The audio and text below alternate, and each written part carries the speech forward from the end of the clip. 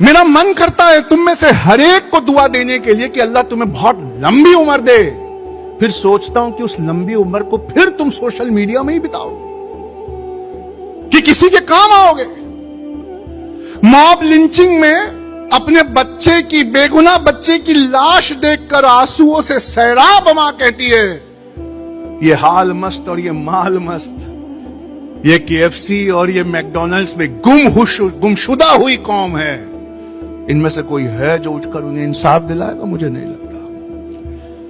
WhatsApp पर message आता है, 1 लाख आयते करीमा हमने पढ़ना शुरू किया है, आप भी इसे ज्वाइन करिए। 1 लाख आयते करीमा पढ़ने में 2 से 3 दिन निकल जाएंगे।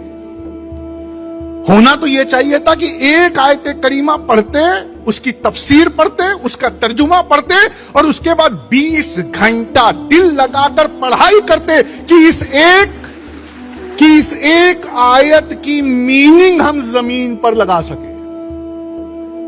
कुरान की आयत दोहराने वाले का मुकाम है, पर बहुत बड़ा मुकाम नहीं है। बहुत बड़ा मुकाम उसका है जो उन आयतों में आए इंसाफ को जमीन पर लगा दे। और मुझे नहीं चाहिए तुम्हारी तालियां, मैं तुम्हें आईना दिखाने आया हूं। मुझे नहीं चाहिए तुम्हारी वाहवाही। बात उस अरबी मतन की है ही नहीं, बात उसके तर्जुमे और तफसीर की। और क्या तुम में से कोई है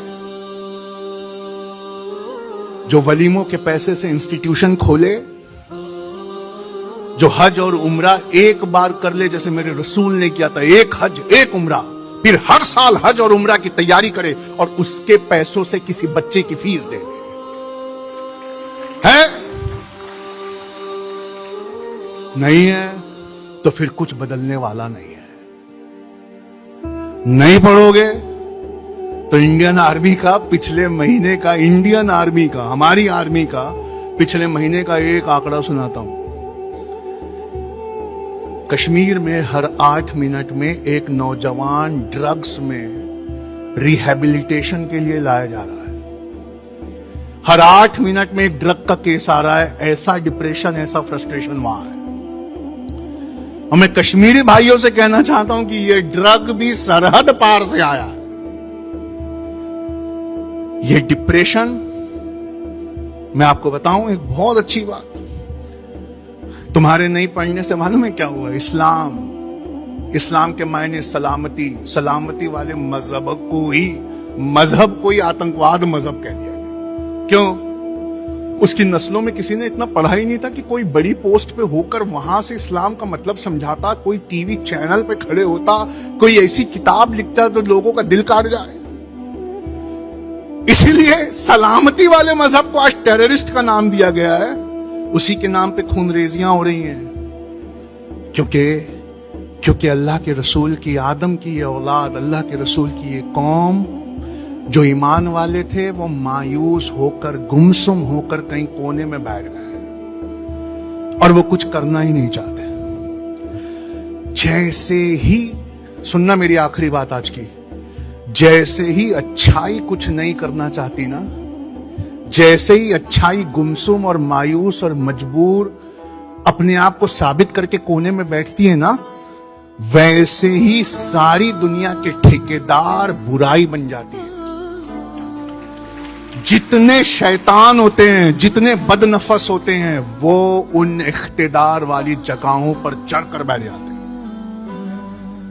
और फिर बुराई के हाथ में इख्तिदार होता है, बुराई के हाथ में कुव्वत होती है। वो दुनिया को जिस तरफ ले जाना चाहे उस तरफ ले जाती है। कहकर जा रहा हूं, ध्यान से सुनना मेरी आखिरी बात।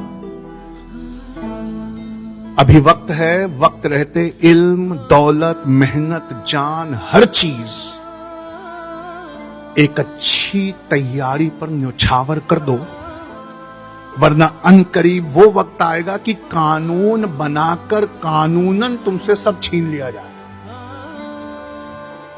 ऐसा वक्त आने वाला है। और जुल्म की दुनिया में कमजोर के लिए इंसाफ नहीं है। गरीब की जिंदगी दुश्वार है, अदालतें बनियों की दुकान है। उसकी वजह है, जिनको रिटायर होना था वो रिटायर हो गए। और ऐसे ही बेहतरीन हिंदू हैं जो उन पोस्टों पर बैठकर अभी भी इंसाफ कर रहे हैं, इसलिए उम्मीद बाकी है। लेकिन हिंदू हो या मुस्लिम हो या पिछड़ा हो या अगड़ा हो, अगर अच्छाई ने मेहनत नहीं किया और इस्लाह करने वाले रास्ते और तबाही से बचाने वाले रास्ते और फलाह और सआदत पे लाने वाले रास्ते पर अगर ये अच्छाई चढ़कर नहीं बैठी, तो फिर एक दिन ऐसा आएगा, ना ये ऑडिटोरियम रहेगा, ना ये सेमिनार रहेगा।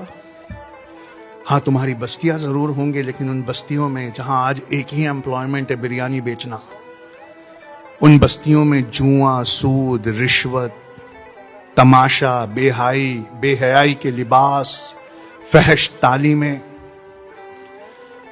वो सब चीजें तुम्हारी बस्तियों में आने को तैयार है।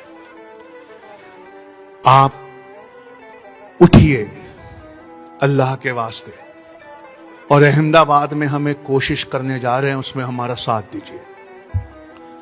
जो बच्चे बहुत छोटे हैं, 7th 8th 9th 10th 11th में हैं, उन्हें तो पहले पढ़ाई कैसी करनी है वो सीखना चाहिए। और अगर आप वो पढ़ाई कैसी करना है सीख गए, तो आपके 7th 8th 9th 10th 11th में ही इतने नंबर आएंगे कि स्कूल का हर गोल्ड मेडल आपका मिलेगा। और जो बच्चे 12th हो चुके, उन्हें हमारे साथ रोज शाम को एक बार IAS की तैयारी की तरफ कदम बढ़ाना चाहिए। ग्रेजुएशन के साथ कदम बढ़ाना चाहिए। और जो बच्चे ग्रेजुएट और पोस्ट ग्रेजुएट हो चुके, उन्हें 1 से 1.5 साल हमारे साथ रहना चाहिए हमारे RCA में, जहां 4:30 बजे सवेरे उठकर शाम के 6 बजे तक सारी नमाज, सारी तिलावत के साथ 20 घंटे की पढ़ाई करना चाहिए, ताकि एग्जाम हराना भी चाहे तो तुम्हें ना हरा पाए।